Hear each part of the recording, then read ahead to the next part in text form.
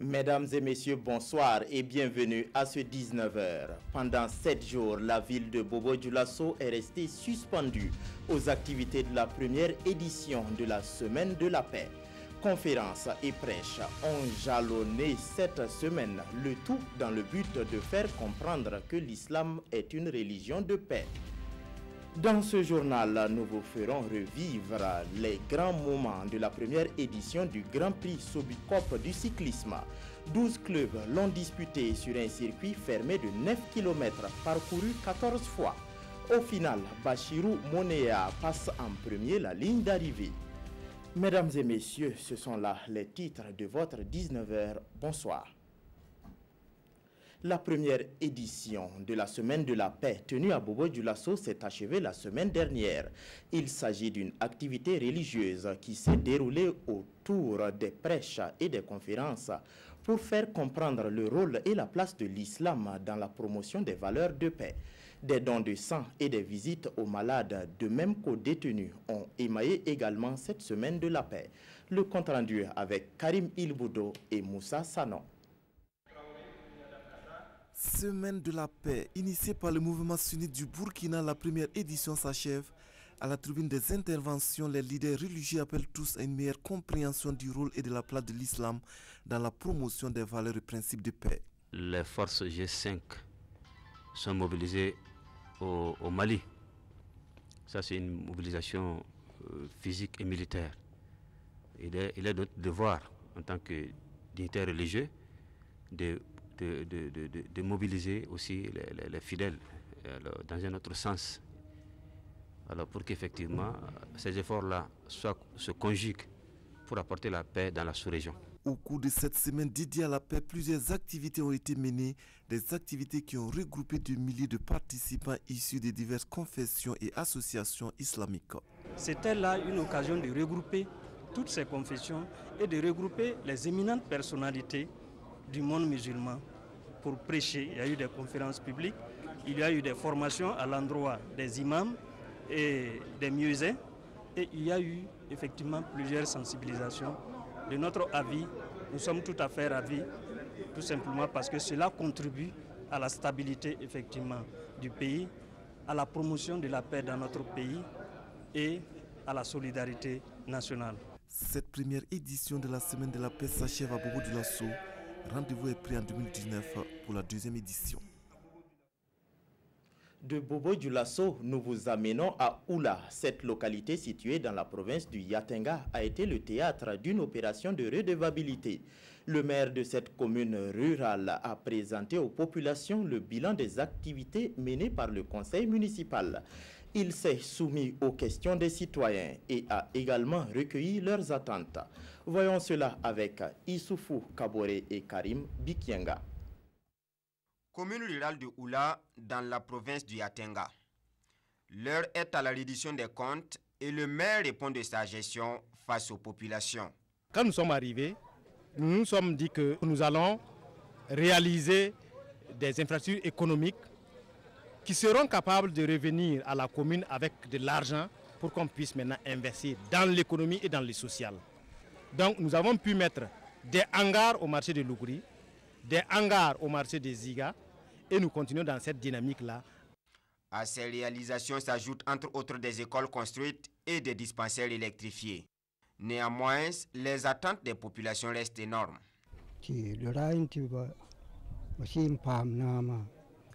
Il nous avait promis un barrage que nous attendons. Par ailleurs, nous n'avons qu'un fourrage.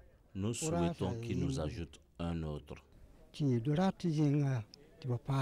Cet espace de dialogue et d'interpellation communautaire, EDIC, est rendu possible grâce à l'association Monde Rural AMR. C'est la deuxième fois que cette association accompagne la mairie de Oula pour la reddition des comptes. Ce devoir de redevabilité vise très certainement le développement local. Et à Gorom Gorom dans le Sahel, les populations sont en train de réfléchir sur les points à actualiser dans leur plan communal de développement. Maires, conseillers, associations et communautés villageoises de développement mettent en commun leurs idées pour adapter le référentiel local de développement aux réalités de la commune de Gorom Gorom. Plus de détails avec Ousmane Bikienga et Seydou Zon. Élaboré en 2014, le PCD, le plan communal de développement de Gorom Gorom, arrive à terme en 2018. D'où la nécessité de les réactualiser pour prendre en compte les réalités actuelles de la commune et d'être aussi en phase avec les orientations du plan national de développement économique et social. Cette rencontre marque le lancement officiel du processus d'élaboration de ce nouveau PCD. Nous parcourons les villages et le constat qu'on a fait, il y a le problème d'eau dans les villages qu'il faut que effectivement on se penche là-dessus pour voir comment les résoudre. Il y a effectivement le problème de santé, et le problème récurrent d'éducation, et aussi des infrastructures sanitaires et scolaires, et qu'il faut voir comment résoudre ces problèmes. Mais il y a également le problème de l'aménagement même de la ville de Gorom Gorom. Et pour plus d'efficacité dans l'élaboration de ce nouveau référentiel, une commission ad hoc a été mise en place. La commission ad hoc qui a été mise en place, qui doit être formée de telle sorte que l'équipe qui va réaliser le PCD puisse être suivie de près et qu'au cours de cette formation, la commission ad hoc doit être bien encadrée. La direction régionale de l'économie et de la planification du Sahel est chargée de l'élaboration du nouveau plan communal de développement de Gorom Gorom. Dans 3 mois, elle mettra à la disposition des acteurs de développement un instrument consensuel reflétant les réalités des populations de Gorom Gorom. La saison des chenilles, encore appelée chitoumou en langue djoula, est de retour dans l'ouest du Burkina. Les consommateurs et autres amateurs peuvent d'ores et déjà s'en procurer. Cependant, leur abondance étant liée à la pluviométrie fait que les prix varient du jour au lendemain. Le constat de cette instabilité des prix avec Karim Ilboudo et Mireille Carole Tougma. 1500 francs CFA à débourser pour s'offrir le contenu de cette boîte. Nous sommes à un point de vente de chenilles. Communément appelé chitoumou à Bobo-Dioulasso, les chenilles sont bien prisées par la population. Des consommateurs qui peuvent se réjouir car les chenilles sont de nouveau sur le marché. Mais pour s'en procurer à cette période, il faut délier le cordon de la bourse. C'est un peu cher, quoi. La boîte surtout. Mais on espère que d'ici peu, ça va aller. Alors, la boîte, là, ça fait 1500. Mais 2 fois, ça descend jusqu'à 300 la boîte. 2 fois à 200 même la boîte. On vend la boîte à 3000 francs. 3000 francs. Aujourd'hui, c'est 1500, j'ai descendu. C'est un peu descendu. Mais ça monte, ça descend. Il vient beaucoup. En ce moment, ça sort beaucoup. Les prix, là, ça diminue.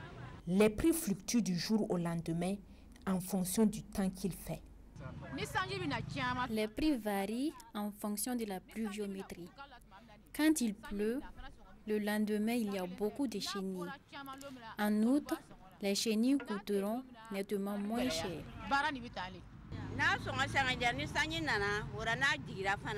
Tout dépend de la pluie.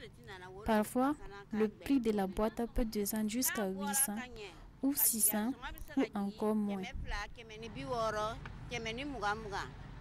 Les consommateurs de chenilles devront donc patienter encore pour se procurer cette denrée à moindre coût.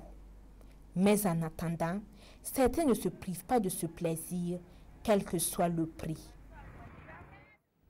Bien loin ces années où le prix de la boîte de chenilles était à 200 francs. Ouvrons la page sport de ce journal avec du cyclisme. La première édition du Grand Prix Sobicop du cyclisme s'est tenue hier à Bobo-Dioulasso. 43 cyclistes issus de 12 clubs ont pris part à cette course.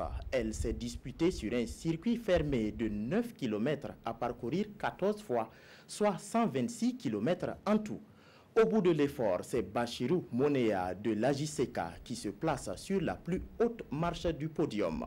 Retour sur les grands moments avec Martin Zerbo et Yaya Dembo Tamboura. Et c'est parti pour ce Grand Prix de la Sobicop. Le peloton, jusque-là groupé, ne tarde pas à s'étirer. Il se divise en deux. Le premier groupe, composé de 9 coureurs, s'échappe. Derrière, la bataille est rude pour rattraper les fuyards. La première prime, elle, est l'affaire de l'Est Bessel. Au troisième tour, certains compétiteurs jettent déjà l'éponge. Mais les plus déterminés, eux, multiplient les attaques. Salif Yarebanga, Aziz Balboni, de Tanalyse, Jérôme Bamouni, de l'association des jeunes cyclistes de Koudougou, Ajuseka, ou encore Sadou Diallo de l'Est Bessel, tente de réduire l'écart qui vacille entre 3 et 6 minutes. À 2 tours de la fin de la compétition, l'Est Sifa tente une échappée, mais vite neutralisée. Mais ça ne sera pas le cas de ceux-ci, dirigé par Bachirou Mouneya de l'Ajuseka. Il va d'ailleurs franchir en solo la ligne d'arrivée en 3 heures, 18 minutes, 05 avec une vitesse moyenne de 38,16 km/h. Le niveau est acceptable. Bon, nous, nos problèmes au niveau de la Ligue, après la disparition du président Lassana Ouattara, on a eu de sérieux problèmes. Mais avec cette course, je pense que nous allons relancer encore sur le cyclisme au niveau de haut bassin. À l'orée de l'édition 2018 du Tour international cycliste du Faso, le Grand Prix Sobicop est à saluer, selon les autorités de la région de Haut-Bassin. C'est toujours bon qu'il y ait des compétitions qui vont permettre à nos coureurs de se mettre en jambe. Et donc aujourd'hui, nous voulons vraiment, à travers cette compétition cycliste-là, remercier en tout cas l'accompagnateur, le PDG de Sobicop, qui a bien voulu justement accompagner la Ligue de cyclisme pour l'organisation de cette compétition. On a vu depuis des années que le cyclisme est paralysé à Bobo-Dioulasso. C'était pour ça que je me suis approché avec les gens pour pouvoir réveiller le cyclisme à Bobo-Dioulasso. Pour se rendre vainqueur de la compétition, Bachirou Mouneya de l'Ajuseka, en plus du trophée, en poche, la somme de 150 000 francs CFA. À la suite du cyclisme, parlons football pour dire que la Coupe de l'amitié de Dano a connu son apothéose le 7 juillet passé. Le tournoi a concerné les 7 secteurs de Dano et en finale, le secteur 1 était opposé au secteur 3. Oumarou Sayon, Issa Kanana. Cette Coupe de l'amitié de Dano, qui se veut une tribune de cohésion et de fraternité entre les fils et les filles du Yoba, a véritablement mobilisé du monde ici au stade provincial. Le secteur 1 en orange-blanc face au secteur 3 en rouge-violet, c'est l'affiche de la finale de cette 12e édition. Dans le jeu, dès les premières minutes, le secteur 1 affiche déjà ses intentions avec quelques assauts répétés sur le camp adverse. Dans un match décousu de part et d'autre, les deux formations vont se livrer une domination par intermittence. Les oranges-blancs obtiennent néanmoins les meilleures occasions sans pour autant concrétiser une seule action. 0 but partout au terme du temps réglementaire, il aurait donc fallu recourir à la séance des tirs au but pour départager les deux équipes. Et à cette épreuve fatidique, ce sont les oranges-blancs du secteur 1 qui vont se montrer les plus réalistes avec 4 tirs réussis contre 2 pour le secteur 3. Je suis vraiment très satisfait. Le match s'est bien déroulé. Il n'y a pas eu d'anti-jeu. Les enfants ont compris qu'il faut voir les choses autrement, sportivement. L'objectif à atteindre, c'est d'abord la communion entre la jeunesse de Dano. Cette communion permet aux gens de mieux se comprendre et de mieux travailler ensemble pour le développement. C'est ça l'objectif premier. Et ça cultive l'amitié. Nous jouons la coupe de l'amitié. Cette amitié qu'on a cultivée depuis Ouaga, qu'on a ramenée chez nous, ça nous permet d'aller dans ce sens. Mais il faut qu'on puisse se côtoyer, se parler pour mieux se comprendre dans l'amitié. Travailler ensemble pour le développement de Dano, un pari en passe d'être relevé par le promoteur qui peut compter sur l'accompagnement du parrain de la 12e édition. Une édition placée sous le thème « Tous foot pour une jeunesse engagée et responsable ». C'est une ville que nous aimons tant et tout ce qu'on peut faire pour contribuer en tant soit peu à l'essor de cette jeunesse qui représente beaucoup pour nous en termes d'espoir, on n'hésitera pas. on le fera. Le secteur 3, finaliste malheureux, reçoit un jet de maillot, 75 000 francs CFA et un ballon. Le secteur 1 s'adjuge le trophée, un jet de maillot, un ballon et la somme de 100 000 francs CFA. Toutes les équipes participantes ainsi que les meilleurs joueurs de la compétition ont également reçu des prix d'encouragement. C'est tout pour ce journal. Merci de votre aimable attention. Toute l'équipe se joint à moi pour vous souhaiter bonne suite de programme sur la RTV.